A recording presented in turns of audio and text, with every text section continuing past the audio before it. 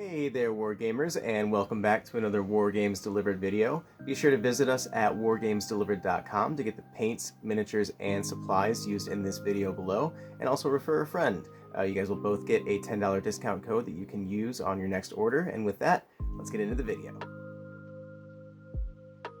In this video, we will be painting Hildegard from the game Malifaux. She acts as an enforcer unit for the Neverborn faction, packing a bit more punch than most models.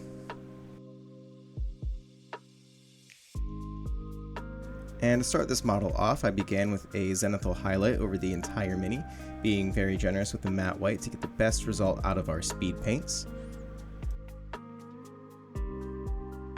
And we're actually going to start this one off on the smallest areas of the mini, doing the detail first, using Crusader skin over all of the exposed skin areas of the model, such as the face, the shoulders, and the forearms.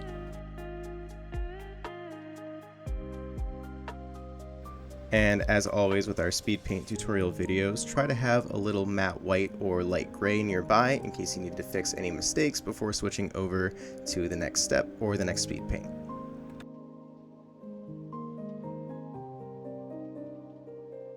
Next up, we will switch over to dark wood to paint all of the hair underneath the hat of the model. As always, try to be very careful around areas we've already painted and the white areas of the zenithal highlight that we haven't painted yet. This step can be a bit tricky because it's very close to other areas of the model. My best advice here is to use a brush that you can control very well. Having good brush control and paint consistency are the keys to succeeding with this step.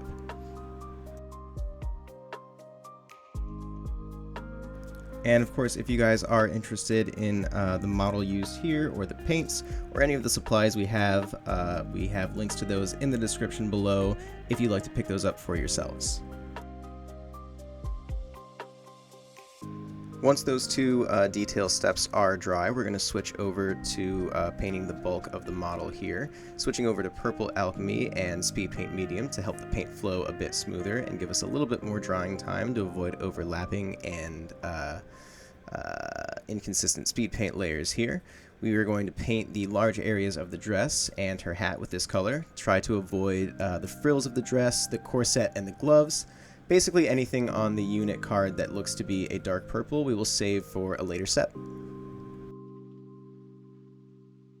I also wanted to remind everyone that we have a giveaway attached to this video like we do with all of our videos.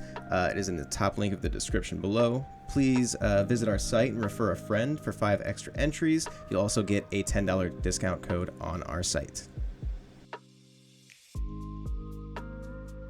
So there's really 2 ways you can go about this step here. You can opt for a larger brush to kind of avoid going back to your palette every once in a while like I do.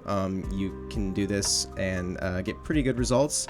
The only thing that you're kind of sacrificing is a little bit of brush control and some detail work as well. So keep that in mind when you're making your choice doing this. Sometimes on your character models you want to take a little bit more time and really accentuate those details with the speed paints as long as you've put in the legwork with the zenithal highlight in the previous steps.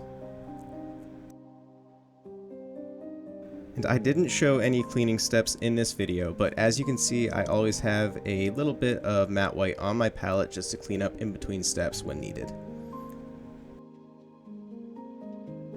And moving on to our last speed paint step here, we're going to switch over to Hive Tyrant Purple to cover up the remaining white areas of the mini. Try to avoid the areas we painted earlier with Purple Alchemy, but you can use your brush with the Hive Tyrant Purple to sort of blend the 2 colors together and create a smooth transition here on the frills.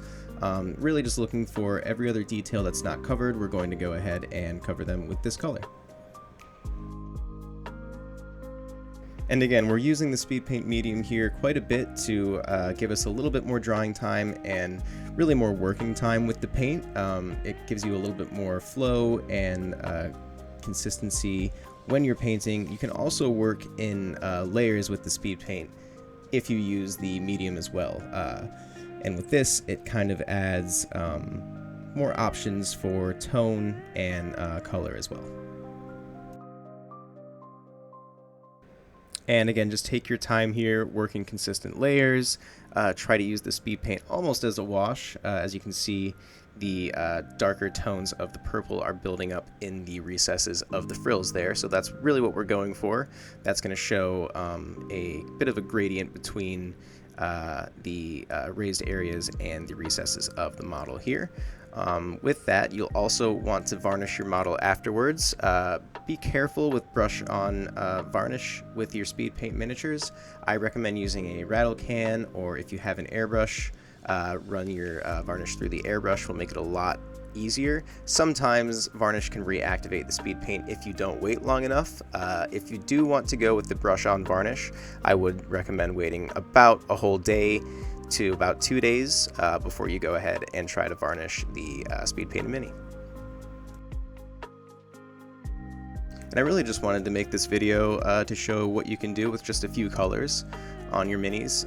Even with the speed paint, just a little bit of technique can really bring out some detail in your characters. Even if you don't have that many colors, you don't always need that many colors on each mini.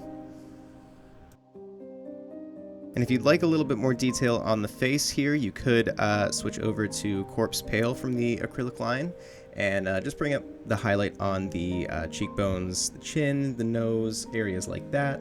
And you could also go in with some flesh wash and add some shadows to the eyes and the mouth areas. And I know it sounds a bit counterintuitive, but really just take your time and build up the color with your speed paints, and you can really get some awesome work done very fast and get more time for games in. With those steps finished, and after a layer of varnish and a quick basing job, Hildegard is ready to join your crew.